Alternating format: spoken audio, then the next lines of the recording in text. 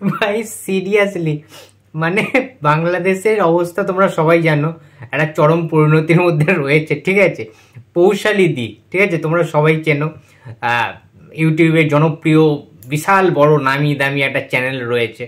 ঠিক আছে, বিশাল নাম করে এবং অনেক সাবস্ক্রাইবার যুক্ত যে চ্যানেল পৌশালী দি এবং সৃঞ্জয় দ্বারা তারা চালান চ্যানেলটা।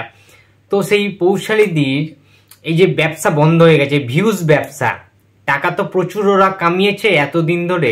শাকিব খানকে নিয়ে এতদিন ব্যস্ত ছিল, সারাদিন ধরে গাদাগুচ্ছের ভিডিও করে বেড়াতো।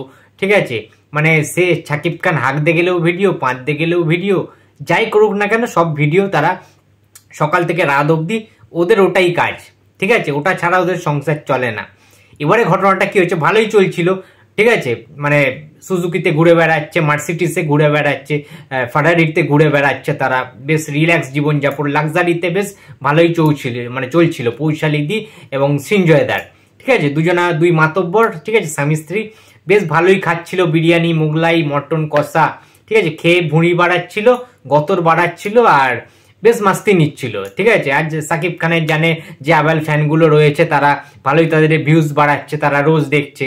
ঠিক আছে, গাঁইয়া যেসব ফ্যানগুলো রয়েছে, তো তাদেরকে বোকা বানিয়ে, তাদেরকে মুরগি বানিয়ে তারা এতদিন ধরে বেশ ভালোই রিল্যাক্সে জীবনযাপন করছিল পাস্ট। বাট এখন এমন একটা সিচুয়েশন হয়ে দাঁড়িয়েছে যে আর কোনো উপায় নেই, ভিউজ হচ্ছে না। কেন ভিউজ হচ্ছে না তোমরা সবাই জানো যে বাংলাদেশের পরিস্থিতি কি।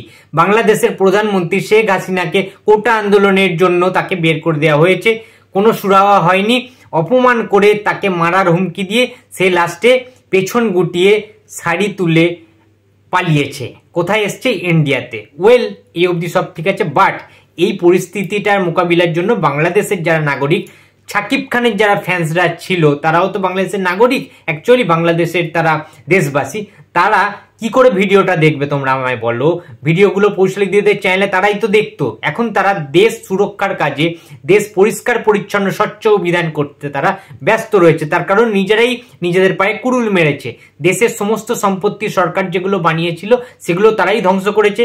শেখ মুজিবুর রহমানের মূর্তি তারা ভাসিয়েছে, চুবিয়েছে, তাকে উল্টো পাল্টা ভাবে মারা হয়েছে। রবীন্দ্রনাথ ঠাকুরকে তারা জ্বালিয়ে দিয়েছে, কেটে দিয়েছে। ঠিক আছে, তাদের রবীন্দ্রনাথ ঠাকুরের মূর্তিকে তারা ভেঙে গুড়িয়ে দিয়েছে। মুজিবুর রহমানকে তারা ভেঙে গুড়িয়ে দিয়েছে, তার মূর্তিকে। শেখ হাসিনার মূর্তিকে তারা ভেঙে গুড়িয়ে তছনছ করে দিয়েছে। তাদের অনেক স্থাপত্য ভাস্কর্য তারা ধ্বংস করেছে বাংলাদেশের দেশবাসীরা। সত্যি কথা এটা।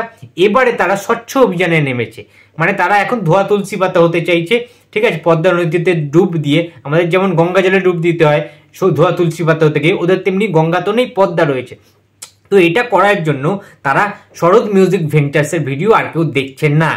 কারণ দেশ এখন কি করে সুরক্ষিত করবে, তারা কিভাবে ঠিকঠাক থাকবে, নতুন সরকার গঠন করবে, তারা সেই দায়িত্ব পালন করতে ব্যস্ত। তাহলে এসএমবি চ্যানেলটা কি মানে ডুবে যাবে? আর চলবে না, ভিউজ হচ্ছে না, কিচ্ছু হচ্ছে না। মানে তোমরা জাস্ট ভাবতে পারছো, মানে আমি হেসে হেসে পেট ব্যথা হয়ে গেছে একটু আগে। ঠিক আছে, পৌশালীদির মানে দিনকে দিন তো ভুঁড়িটা বেশ ভালোই বেড়ে যাচ্ছে, আমরা দেখতে পাচ্ছি। ঠিক আছে, সো সৃঞ্জয় দাকেও দেখতে পাচ্ছি। ঠিক আছে, তাদের অবস্থা ক্রমশ শোচনীয়। বাট একটা প্রশ্ন আছে যে এই যে ভিউজ ব্যবসাটা আর হচ্ছে না, তারা তাদের ভিডিও দেখছে না, বাংলাদেশি শাকিব খানের ফ্যানগুলো তাদের আর ভিডিও দেখছে না, এসএমবির ভিডিও, তার ফলে কি তাদের শরীরের কোনো চেহারার অবনতি ঘটেছে? পৌশালীদির কি ওজন কমে গিয়েছে? ভুঁড়িটা কি কমে গিয়েছে? চর্বিটা কি কমে গিয়েছে? নাকি সৃঞ্জয়দার সাথে পৌশালীদির সংসারে অশান্তি লাগতে চলেছে, ডিভোর্স হতে চলেছে, সংসার ভেঙেও যেতে পারে? মানে সিরিয়াসলি ভেঙে যাবেই বলে আমার মনে হয়। তার কারণ ভিউজ তো হচ্ছে না, তারা খেতে পাচ্ছে না, সংসার চলছে না। সংসার যদি না চলে, বউয়ের সাথে স্বামীর দ্বন্দ্ব শুরু হয়, ঝগড়াঝাটি শুরু হয়, সেটা কিন্তু ক্রমশ প্রকাশ্য আমরা খুব শীঘ্রই দেখতে পাবো। বিভিন্ন যে বিয়ে টিয়েগুলো ভেঙে যাচ্ছে আমরা দেখতে পাচ্ছি। এর পাশাপাশি কিন্তু পৌশালী সৃঞ্জয়েরও বিয়ে ভাঙার একটা শীঘ্রই কিন্তু সম্ভাবনা রয়েছে। সেটা কিন্তু হেডলাইন হিসেবে, ব্রেকিং নিউজ, এক্সক্লুসিভ খবর হিসেবে আমরা দেখতে পেতে চলেছি। এই যে কথাগুলো আমি বললাম, এই কথাগুলো কিন্তু আমার কথা নয়। এই কথাগুলো একটা নির্দিষ্ট পেজ, একটা নির্দিষ্ট ফ্যান বেস রয়েছে, আমি জানি না তারা অ্যাকচুয়ালি কার ফ্যান, কার দালাল। এই কথাগুলো, অবাস্তব কথাগুলো তারা বিভিন্ন ফেসবুক পোস্টের মাধ্যমে তারা করছে, তারা লিখেছে এই সমস্ত কথাগুলো। পৌশালীদি আমার সাথে রক্তের সম্পর্ক নেই, বাট পৌশালীদি আমার দিদি, এটা আমি সবসময় ওপেনলি স্বীকার করে এসছি, সেটা ইউটিউব প্ল্যাটফর্মে হোক, ফেসবুকে হোক, ইউটিউব লাইভ হোক, ওপেন প্ল্যাটফর্মে ক্যামেরার সামনে আমি কিন্তু এটা বলেছি যে পৌশালীদির আমার লাইফে পৌশালীদির অবদান কিন্তু হিউজ। ঠিক আছে, সুতরাং আমাদের কমিউনিটির তো মেম্বার বটেই পৌশালীদি, আমার অত্যন্ত ফেভারিট, অত্যন্ত প্রিয় দিদি, কাছের দিদি। তার সম্পর্কে যখন এই কথাগুলো, এই মন্তব্যগুলো কেউ করেন, কেউ লেখেন, তখন কিন্তু ভাই বুকটা ফেটে যায়। কারণ তিনি একজন দিদি, তিনি একজন মেয়ে, তিনি একজন নারী। একজন মহিলাকে বা একজন নারীকে এইভাবে যখন বডি শেমিং করা হয়, তার চেহারা নিয়ে, তার নোংরামি, মানে জাস্ট চরমতম নোংরামি যারা করে, তাদেরকে আমি মানুষ হিসাবে মনে করি না।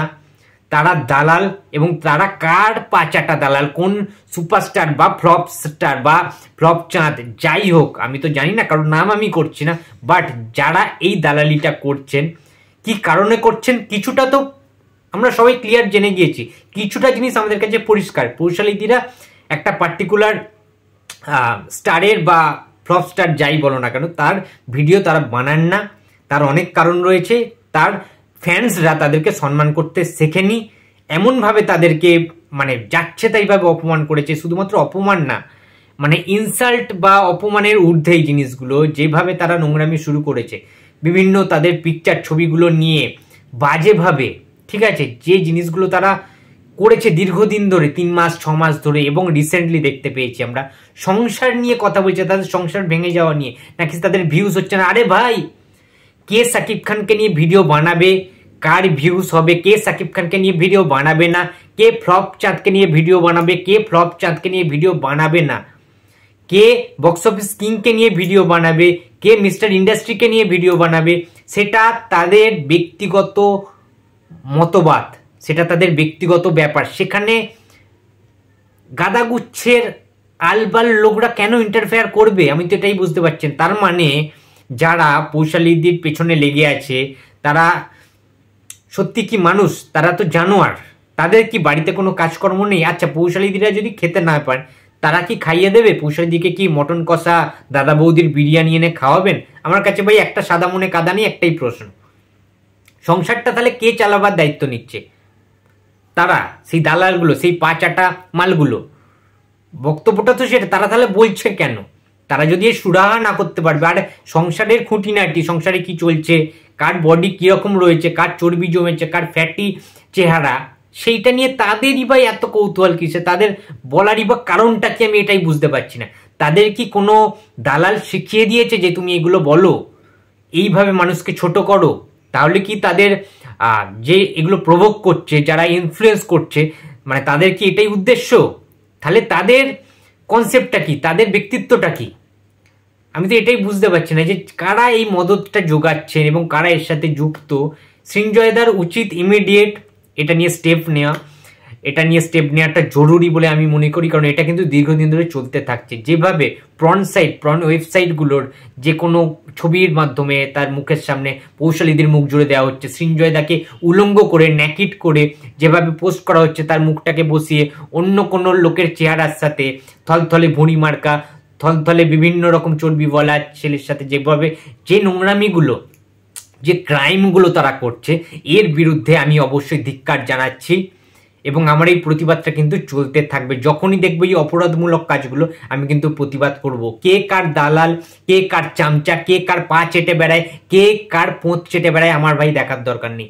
যেটা ভুল সেটাকে আমি ভুল বলবো, যেটা ঠিক সেটাকে আমি ঠিক বলবো। এবং অন্যায়ের প্রতিবাদ অর্পণ সবসময় জানিয়ে এসেছে এবং ভবিষ্যতেও জানাবে। পৌশালীদির পাশে আছি, ছিলাম এবং ভবিষ্যতেও কিন্তু থাকবো। যখনই অন্যায় দেখবো ততক্ষণই কিন্তু প্রতিবাদ করব।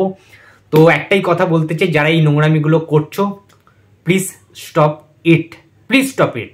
অনেক হয়েছে, আর না, আর কিন্তু পারা যাচ্ছে না। এবারে কিন্তু সৃঞ্জয়দার উচিত একটা কিছু স্টেপ নেওয়া, বড় ধরনের কিন্তু স্টেপ নেওয়াটা উচিত বলে আমার মনে হয়।